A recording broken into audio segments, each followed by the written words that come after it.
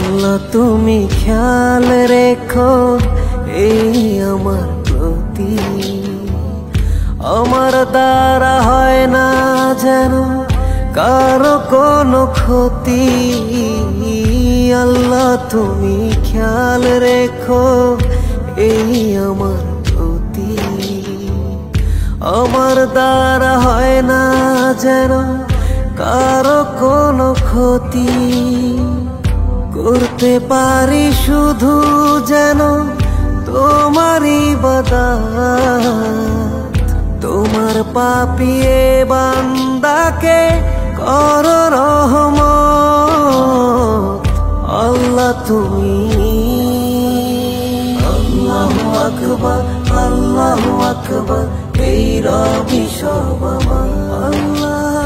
আল্লাহু আকবার, আল্লাহু আকবার, এই রবি সব